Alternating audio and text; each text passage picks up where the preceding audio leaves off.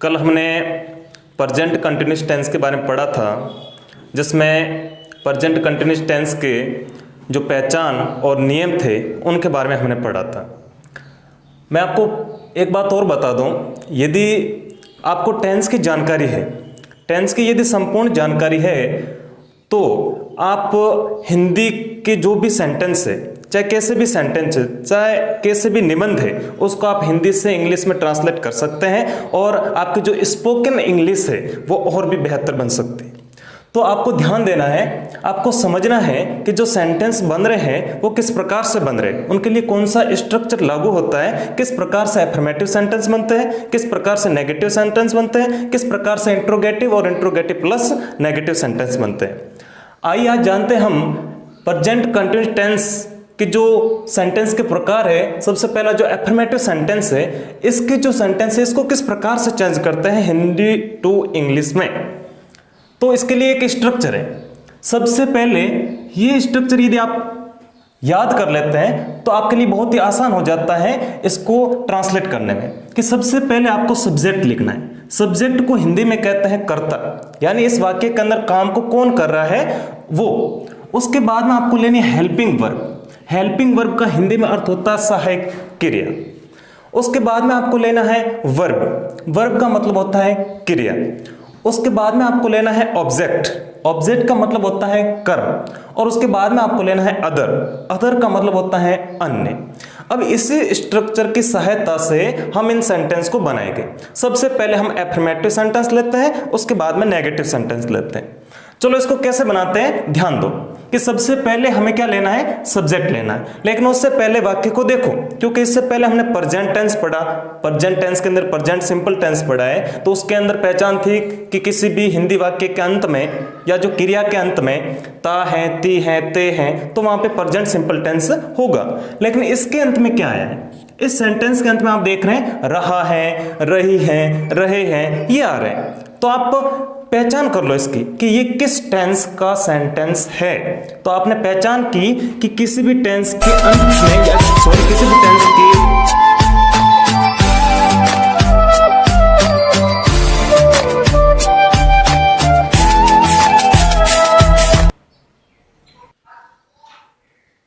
हाँ, तो मैं बता रहा था कि कैसा भी सेंटेंस हो और उसके अंत में यदि रहा है, रही है या रहे हैं इत्यादि यदि शब्द आते हैं तो वो प्रेजेंट कंटिन्यूअस टेंस का सेंटेंस होगा। तो ये तो आपकी पहचान होगी। पहचान के बाद में मैंने आपको बताया स्टेप नंबर सेकंड कि यहाँ पे आपको देखना है कि ये जो सेंटेंस है वो एक वचन है या फिर बहुवचन है।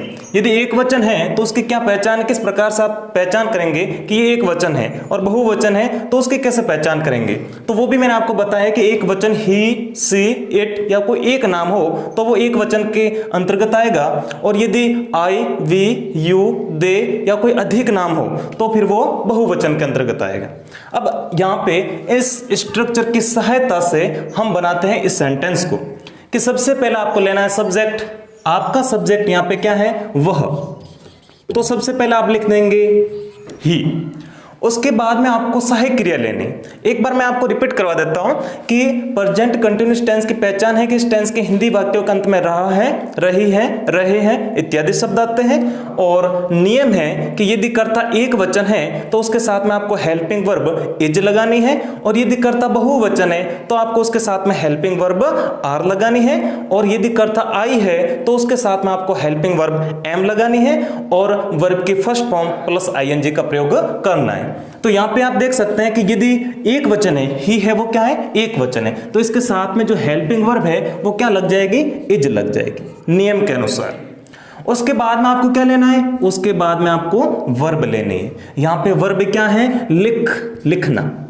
अब आप देख रहे होंगे कि यहाँ पे जो लिखना है उसको राइट कहते हैं। अब रहा है के लिए कोई अलग से आएगा नहीं, ये लिखना है, इसके साथ में ही लिख रहा है, ये सब आपकी वर्ब है। यहाँ पे हम लिखेंगे, ये आपकी वर्ब है राइटिंग। यहाँ पे लिखना को राइट कहते हैं, और उसके पीछे आपको जोड़ना है आईएनजी, राइटिंग। तो आप इस प्रकार से लिखेंगे राइटिंग, ही इज राइटिंग, वह ही इज राइटिंग, वह लिख रहा है, उसके बाद में आपको कर्म लेना है, ऑब्जेक्ट। ऑब्जेक्ट यहाँ पे वो मतलब वो क्या लिख रहा है, यहाँ लिखा है कि वो पत्र लिख रहा है, तो आप लिखेंगे ही इज राइटिंग लेटर, वह पत्र लिख रहा है। अब इसी प्रकार हमें इसी स्ट्रक्चर की सहायता से हमें दूसरे सेंटेंस बनाने, बहुत ही ईजी है। सबसे पहले आप सब्जेक्ट लेंगे कर्ता, यहाँ पे आपका कर्ता है वो क्या है, राधा। उसके बाद में आपको हेल्पिंग वर्ब लेनी है, ये राधा एक वचन है इसलिए इसके साथ में इज लगाएंगे। उसके बाद में आपको वर्ब लेनी है, यहाँ पे क्रिया क्या है, पकाना, यानी खाना पकाना, पका रही है तो पकाना को इंग्लिश में कहते हैं कुक, और उसके पीछे आपको आईएनजी लगाना है, मतलब वर्ब की फर्स्ट फॉर्म प्लस आईएनजी, तो राधा इज कुकिंग। अब यहाँ पे ऑब्जेक्ट लिखना है, ऑब्जेक्ट आपका क्या है, भोजन, तो आप यहाँ पे लिख देंगे फूड, तो Radha is cooking food, Radha भोजन पका रही हैं, ये आपका सेंटेंस है वो बन करके तैयार हो गया है। अब इसी प्रकार हमें तीसरा सेंटेंस बनाना है जो कि बहुत ही ईजी है कि बच्चे क्रिकेट खेल रहे हैं, बच्चे बहुवचन हैं। अब इस सेंटेंस को इस स्ट्रक्चर की सहायता से हमें ट्रांसलेट करना है, तो किस प्रकार से करेंगे, ध्यान दो। सबसे पहले आप लिख देंगे चिल्ड्रन, अब ये बहुवचन है तो आप लिख देंगे आर। उसके बाद में आपको वर्ब लिखनी है जो कि यहाँ पे खेलना, खेलना को इंग्लिश में कहते हैं प्ले, उसके पीछे आपको वर्ब के फर्स्ट फॉर्म प्लस आईएनजी लगाना है, तो आप पीछे लिख देंगे आईएनजी, तो हो जाएगा प्लेइंग, चिल्ड्रन आर प्लेइंग। अब बच्चे क्या खेल रहे हैं, क्रिकेट, ये आपका क्या हो गया, ऑब्जेक्ट हो गया, तो यहाँ पे आप लिख देंगे क्रिकेट। तो इस प्रकार ये बन गया बच्चे क्रिकेट खेल रहे हैं, चिल्ड्रन आर प्लेइंग क्रिकेट। उसके बाद में आपको चौथा जो सेंटेंस है उसको हम ट्रांसलेट करते हैं कि पक्षी पेड़ों पर चहचहा रहे हैं। अब पक्षी एक से अधिक है मतलब, तो ये बहुवचन हो गया, तो आप यहां लिखेंगे बर्ड्स, बहुवचन है तो आप हेल्पिंग वर्ब आर लगा लो, बर्ड्स आर। अब उसके बाद में आपको लिखनी है क्रिया, क्रिया यहाँ पे आपकी है चहचहाना, चहचहाना को अंग्रेजी में कहते हैं ट्विटर, तो आप लिख देंगे ट्विटर, और इसके पीछे आईएनजी लगाना, तो हो जाएगा ट्विटरिंग।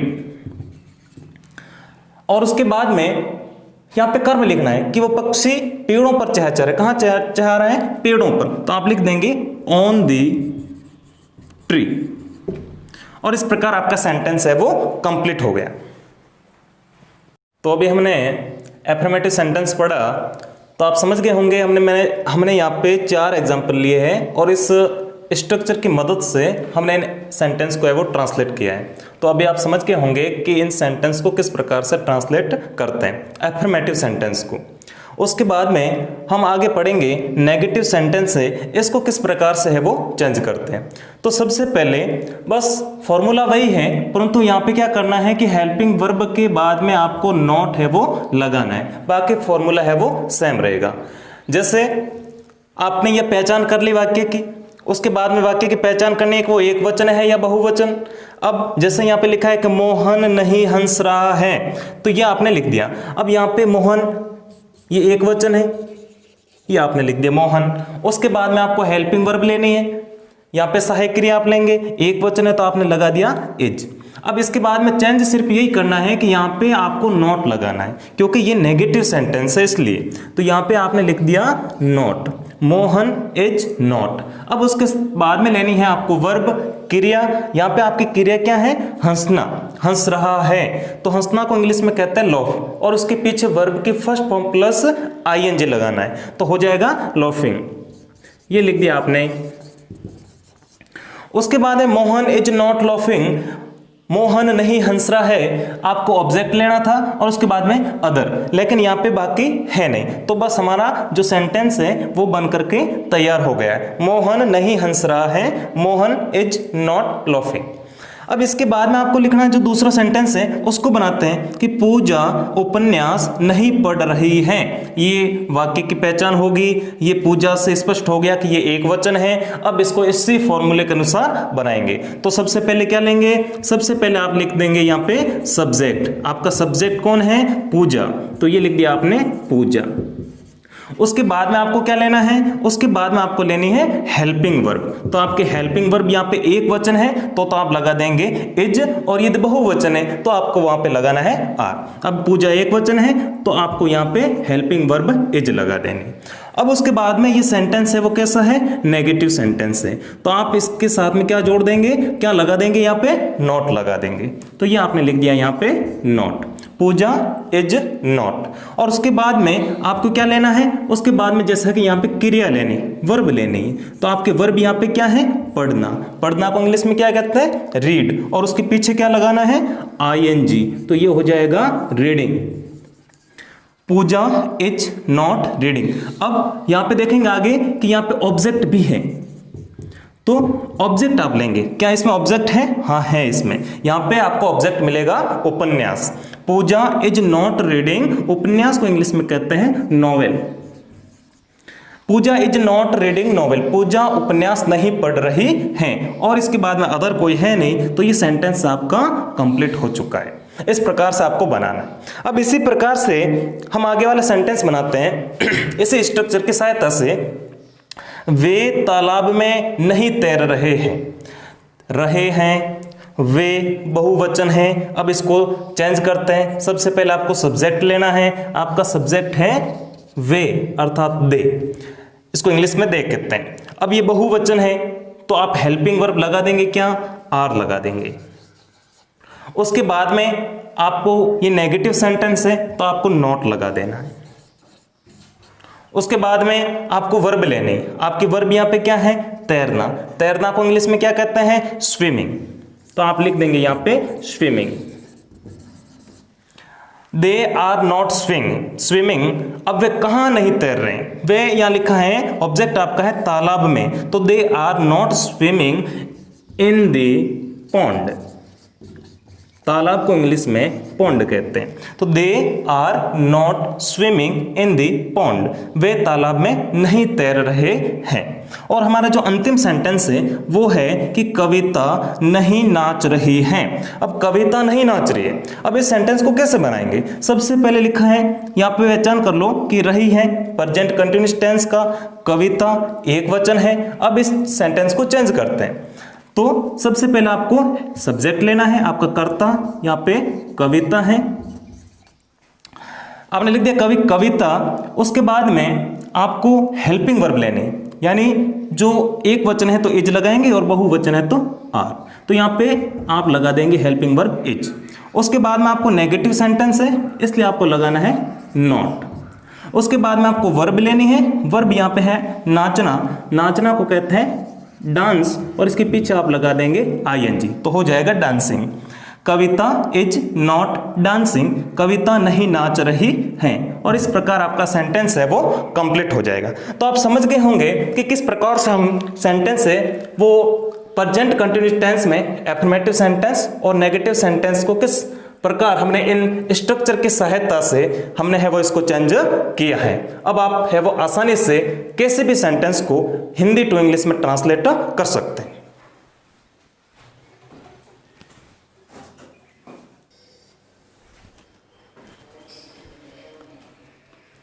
अभी हमने एफर्मेटिव सेंटेंस और नेगेटिव सेंटेंस को पढ़ा था, तो अब हम लेते हैं आगे इंट्रोगेटिव सेंटेंस और इंट्रोगेटिव प्लस नेगेटिव सेंटेंस। इसको किस प्रकार से बनाते हैं हमें ये समझना है। प्रेजेंट कंटिन्यूअस टेंस के जो सेंटेंस है उनको किस प्रकार से बनाते हैं, और इसमें इंटरोगेटिव सेंटेंस अर्थात जो प्रश्नवाचक वाक्य है उनको किस प्रकार से ट्रांसलेट करते हैं, इनको समझते हैं। यहाँ लिखा हुआ है कि क्या कमलेश फुटबॉल खेल रहा है, और इसके अंत में देखो प्रश्नवाचक चिन्ह लग रहा है, तो यहाँ पे रहा है ये पहचान होगी प्रेजेंट कंटिन्यूअस टेंस का सेंटेंस है, और इसके अंत में प्रश्नवाचक चिन्ह लगा है। और यहाँ पे देखो क्या ये संकेत है क्या कि ये एक प्रश्नवाचक, प्रश्न का भाव पैदा हो रहा है। यहाँ पे किसी को पूछ रहा है कि क्या वो खेल रहा है या नहीं खेल रही है, क्या है इसमें प्रश्न पूछ रहा है। तो यहाँ पे क्या कमलेश फुटबॉल खेल रहा है, इस सेंटेंस को कैसे चेंज करेंगे, तो बहुत ही ईजी है कि जब कोई प्रश्नवाचक जो इंट्रोगेटिव सेंटेंस है, ऐसे प्रश्नवाचक सेंटेंस है, जब इनको चेंज करते हैं तो हमेशा हेल्पिंग वर्ब है वो पहले आपको लिखनी है। यानी इसमें हेल्पिंग वर्ब है वो क्या होगी, इसमें हेल्पिंग वर्ब आपको पहले लिखनी होगी, उसके बाद में आपको सब्जेक्ट लिखना होगा, उस सब्जेक्ट के बाद में आपको वर्ब लिखनी होगी, उस वर्ब के बाद में आपको ऑब्जेक्ट लिखना होगा, उस ऑब्जेक्ट के बाद में आपको अदर कोई इस सेंटेंस में है तो वो आपको राइट करना होगा। अब इस स्ट्रक्चर की सहायता से हम इंट्रोगेटिव सेंटेंस को चेंज करते हैं। तो सबसे पहले आपको ये पता करना है कि ये जो सेंटेंस है वो एक वचन है या बहुवचन। अब यहाँ देखेंगे कि यहाँ लिखा हुआ है आपका कर्ता है कि क्या कमलेश फुटबॉल खेल रहा है। अब कर्ता की पहचान आपको करनी है तो स्पष्ट है कि क्या फुटबॉल खेल रहा है। अब फुटबॉल कौन खेल रहा है कि कमलेश, तो फुटबॉल खेलने का काम कौन कर रहा है, कमलेश कर रहा है, तो ये आपका कर्ता हो गया। अब यहाँ पे कमलेश है वो एक वचन है तो आपको इसके साथ में हेल्पिंग वर्ब क्या लगानी है, इज लगानी है, क्योंकि एक वचन के साथ में हेल्पिंग वर्ब इज ही लगती है। उसके बाद में आपको सब्जेक्ट लेना है। यहाँ पे सब्जेक्ट आपका क्या है, कमलेश, तो ये आपने लिख दिया कमलेश, इज कमलेश। उसके बाद में आपको वर्ब लेने, क्रिया, यहाँ पे क्रिया क्या है, खेलना। खेलना को इंग्लिश में क्या कहते हैं, प्ले, और इस वर्ब की फर्स्ट फॉर्म प्लस उसके पीछे क्या ऐड करना है, आईएनजी। तो आप लिखेंगे यहाँ पे प्ले और उसके पीछे लगा दिया आपने आईएनजी, इज कमलेश प्लेइंग। उसके बाद में आपको ऑब्जेक्ट लिखना है कि वो क्या खेल रहा है, तो यहाँ लिखा हुआ है football, is Kamlesh playing football, क्या कमलेश फुटबॉल खेल रहा है। और आपको इसके पीछे प्रश्नवाचक चिन्ह लगाना नहीं भूलना है। तो ये सेंटेंस बनकर के तैयार हो गया है कि क्या कमलेश फुटबॉल खेल रहा है। आपका सेंटेंस है इंग्लिश में इज कमलेश प्लेइंग फुटबॉल। अब इस सेंटेंस को बनाते हैं कि क्या वे पढ़ रहे हैं, पढ़ रहे हैं, वे बहुवचन है। अब इसको बनाते हैं तो सबसे पहले आपको लिखना, बहुवचन है तो आप हेल्पिंग वर्ब लिखेंगे पहले आर, उसके बाद में आपको सब्जेक्ट लिखना है दे, उसके बाद में आपको वर्ब लिखनी है। वर्ब यहाँ पे है पढ़ना, पढ़ना को इंग्लिश में कहते हैं रीड, इसके पीछे आपने लगा दिया आईएनजी तो हो गया reading, are they reading. Object यहाँ पे कोई है नहीं और अदर भी कोई नहीं है तो आर दे रीडिंग, क्या वे पढ़ रहे हैं, और उसके पीछे आपको ये ऐड करना है क्या, प्रश्नवाचक चिन्ह, आर दे रीडिंग, क्या वे पढ़ रहे हैं। ये आपका सेंटेंस है वो बन गया। अब इसके बाद में तीसरा जो सेंटेंस है वो है कि क्या सीता गीत गा रही है। तो यहाँ इसको कैसे चेंज करते हैं, वही फॉर्मूला। सबसे पहले सीता एक वचन है, रही है, प्रश्नवाचक चिन्ह लगा हुआ है, क्या है, तो ये आपके समझ में आ गया होगा कि किस प्रकार का सेंटेंस है। अब एक वचन है तो आप लिख देंगे यहाँ पे इज, और उसके बाद में आपको लेना है सब्जेक्ट। आपका सब्जेक्ट यहाँ पे है सीता तो ये आपने लिख दिया सीता।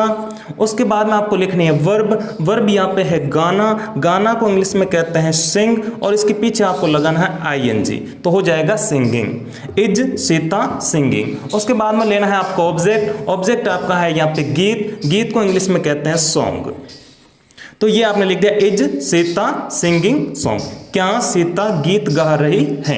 और इसके बाद में ये जो क्वेश्चन मार्क है इसको आपको लगाना नहीं भूलना है, जो प्रश्नवाचक चिन्ह है उसको लगाना अनिवार्य है, वरना ये नहीं माना जाएगा कि ये प्रश्नवाचक है, ये कैसा है, ये हम पता नहीं कर सकते। तो इज सीता सिंगिंग सॉन्ग। अब आगे हम बनाते हैं चौथा सेंटेंस कि क्या चपरासी घंटी बजा रहा है। प्रश्नवाचक जो क्वेश्चन मार्क है वो इसके पीछे लगा हुआ है, रहा है, चपरासी एक वचन है, और इसको सेंटेंस को बनाते हैं। चलो कैसे बनाते हैं कि सबसे पहले हेल्पिंग वर्ब लेनी है, एक वचन है, इज लगाओ। उसके बाद में कर्ता लेना है, आपका कर्ता यहाँ पे कौन है, चपरासी, चपरासी को इंग्लिश में कहते हैं पियोन। उसके बाद में आपको लेनी है वर्ब, यहाँ पे जो आपकी वर्ब है वो क्या है, बजाना, बजाना को इंग्लिश में कहते हैं रिंग। इसके पीछे आपको क्या ऐड करना है, आईएनजी तो हो जाएगा रिंगिंग। उसके बाद में इज पियोन रिंगिंग, ये वर्ब ले ली। उसके बाद आपको ऑब्जेक्ट लेना, आपका ऑब्जेक्ट क्या है, घंटी, घंटी को इंग्लिश में क्या कहते हैं, घंटी को इंग्लिश में कहते हैं बेल। तो इज पियोन रिंगिंग बेल, क्या चपरासी घंटी बजा रहा है। उसके बाद में अदर नहीं है तो आपको क्वेश्चन मार्क है वो ऐड कर देना है, ये आपने लिख दिया। ये आपका सेंटेंस है वो बन करके तैयार हो गया, इज पियोन रिंगिंग बेल, क्या चपरासी घंटी बजा रहा है। अब इसी प्रकार हमें आगे जो इंट्रोगेटिव सेंटेंस तो हमने तैयार कर लिए, अब इंट्रोगेटिव सेंटेंस के बाद में जो इंटरोगेटिव प्लस नेगेटिव सेंटेंस है, अर्थात वो प्रश्नवाचक भी होगा और उसके अंदर नेगेटिव नोट का प्रयोग भी होगा, तो इस प्रकार के सेंटेंस को हमें कैसे चेंज करना है वो हम समझते हैं। तो देखिए यहाँ पे कि बस इसमें कुछ नहीं करना है। यहाँ पे जो मैंने आपको पहले भी बताया कि हेल्पिंग वर्ब पहले लेनी है, सब्जेक्ट लेना है और सब्जेक्ट के बाद में आपको नॉट यहाँ पे लगाना है और बाकी वाला स्ट्रक्चर इसमें सेम रहेगा। देखिए इससे कैसे बनाते हैं कि सबसे पहले यहाँ लिखा हुआ है कि क्या बंदर पेड़ों पर नहीं कूद रहे, तो ध्यान दो, देखो यहाँ पे नेगेटिव सेंटेंस की पहचान होगी कि यहाँ पे नॉट लगा है, पीछे क्वेश्चन मार्क लगा है, क्या लगा है, ठीक है ना। तो आप समझ गए होंगे कि ये प्रश्नवाचक भी है और नॉट लगने से ये नेगेटिव भी बन चुका है। अब इसको कैसे चेंज करते हैं, तो ध्यान दो, सबसे पहले एक वचन और बहुवचन की पहचान करनी। बंदर एक से अधिक हैं तो आप लिख देंगे यहाँ पे हेल्पिंग वर्ब सबसे पहले लेनी है, आप क्या लेंगे, आर लेंगे, क्योंकि ये बहुवचन है। तो यहाँ पे आपने को सबसे पहले हेल्पिंग वर्ब लेनी है। हेल्पिंग वर्ब के बाद में आपको लेना है सब्जेक्ट। यहाँ पे सब्जेक्ट कौन है, बंदर, मंकी, तो इसको आप लिख देंगे यहाँ पे MONKEY, आर मंकी। तो ये आपने लिख दिया, यहाँ पे आपका सब्जेक्ट हो गया। सब्जेक्ट के बाद में आपको ऐड करना है नॉट, क्यों, क्योंकि ये सेंटेंस कैसा है, नेगेटिव सेंटेंस है, तो आपने यहाँ पे लिख दिया ये नॉट, आर मंकी नॉट। उसके बाद में आपको क्या लेनी है, उसके बाद में जैसे आपने नॉट ऐड किया, नॉट के बाद में आपको वर्ब लेनी है, वर्ब क्रिया, क्रिया यहाँ पे क्या है, जंप, कूदना, पीछे आप क्या लगा देंगे, ING, तो हो जाएगा jumping, are monkey not jumping. अब आगे और भी है इसमें, ऑब्जेक्ट इसमें आया कि वो पेड़ों पर, क्या बंदर पेड़ों पर नहीं कूद रहे, किस पर, पेड़ों पर, ये आपका ऑब्जेक्ट हो गया। तो आप लिख देंगे आर मंकी नॉट जंपिंग पेड़ों पर, ऑन द ट्री, बहुवचन है पेड़, तो आप लिख दो ट्रीज। तो ये सेंटेंस आपका बनकर तैयार हो चुका है, interrogative plus negative, are monkey not jumping on the trees, verb ले ली, उसके बाद में आपको ऑब्जेक्ट लेना है और उसके बाद में आपको ये भूलना नहीं है, प्रश्नवाचक यानी जो क्वेश्चन मार्क है उसको लगाना आपको नहीं भूलना है। ये आपका सेंटेंस तैयार है। अब इसी प्रकार हम आगे वाला सेंटेंस भी बनाते हैं कि यहाँ लिखा हुआ है क्या हम पानी नहीं पी रहे हैं। यहाँ देखो नेगेटिव है और प्रश्नवाचक भी, और ये बहुवचन है, तो हम सबसे पहले हेल्पिंग वर्ब आर लिखेंगे, हेल्पिंग वर्ब आर लिखी, उसके बाद में सब्जेक्ट लिखना है, हमको इंग्लिश में वी कहते हैं, उसके बाद में आपको नॉट लिखना है, नॉट के बाद में वर्ब लिखनी है, पीना को ड्रिंक कहते हैं, और उसके पीछे आपको ING लगाना है तो ड्रिंकिंग हो जाएगा। उसके बाद में आपको ऑब्जेक्ट लिखना है, तो आर वी नॉट ड्रिंकिंग, क्या नहीं पी रहे, पानी, पानी को इंग्लिश में कहते हैं वाटर, और उसके पीछे आपको क्या लगा देना है, क्वेश्चन मार्क। तो are we not drinking water, क्या हम पानी नहीं पी रहे।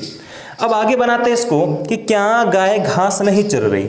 अब इस सेंटेंस को किस प्रकार से चेंज करते हैं, ध्यान दो, गाय एक वचन है, चर रही है क्वेश्चन मार्क है, नेगेटिव है। अब इसको कैसे चेंज, बस यही फॉर्मूला ऐड करो, बस बहुत ही ईजी है। हेल्पिंग वर्ब पहले लो, एक वचन है तो आप इज लगा दो, ये आपने इज लगा दिया। उसके बाद में आपको सब्जेक्ट लिखना है, यहाँ पे आपका सब्जेक्ट है वो क्या है, काऊ है। उसके बाद में आपको नॉट ऐड करना, ये आपने नॉट ऐड कर दिया। उसके बाद में आपको वर्ब लिखनी, वर्ब हमेशा अंत में होती है, ये वर्ब चरना, चरना को कहते हैं ग्रेज, और उसके पीछे आपको लगाना है ING, तो हो जाएगा grazing, is cow not grazing. और वो क्या गाय घास नहीं चर रही है, बहुत ईजी है, इज काउ नॉट ग्रेजिंग। और घास, घास को इंग्लिश, ये जो आपका ऑब्जेक्ट है वो क्या है, वो घास है, तो घास को इंग्लिश में क्या कहते हैं, ग्रास। और उसके बाद में आपको क्वेश्चन मार्क जो है उसको ऐड कर देना है। तो ये सेंटेंस आपका बन करके तैयार हो गया कि क्या गाय घास नहीं चर रही है, is cow not grazing grass. और अंतिम जो हमारा सेंटेंस है वो है क्या वे नहीं लिख रहे हैं, वे बहुवचन है, नहीं नेगेटिव, और क्वेश्चन मार्क चिन्ह, यानी ये इंट्रोगेटिव सेंटेंस है। अब इस सेंटेंस को चेंज करते हैं, तो सबसे पहले आप लिखेंगे, बहुवचन है तो आप लिखेंगे आर, उसके बाद में सब्जेक्ट आपने लिख दिया दे, उसके बाद में आपको नॉट ऐड करना है, उसके बाद में आपको वर्ब लिखनी है, लिखना, ये आपने लिख दिया राइटिंग। उसके बाद में आपको ऑब्जेक्ट लिखना है, और उसके बाद में आपको क्वेश्चन मार्क ऐड करना है। तो क्या वे नहीं लिख रहे हैं? Are they not writing, object को है नहीं, पीछे क्वेश्चन मार्क ऐड कर दो। आर दे नॉट राइटिंग, क्या वे नहीं लिख रहे हैं? तो इस प्रकार आप आसानी से अब समझ गए होंगे कि इस जो प्रेजेंट कंटिन्यूस टेंस है या कोई भी टेंस है, इसको या इनके जो सेंटेंस है उनको किस प्रकार से ट्रांसलेट करते हैं, अब आप आसानी से समझ गए होंगे। बस इसके लिए आपको ये जो स्ट्रक्चर हैं उनका आपको नॉलेज होना जरूरी है, ये आपको याद कर लेना है, तभी आप आसानी से ये जो सेंटेंस है उनको ट्रांसलेट कर सकते हैं। अब हम आगे इसके बाद में अगले दिन पढ़ेंगे हम प्रेजेंट परफेक्ट टेंस के बारे में। आज के लिए ये इतना ही काफ़ी है।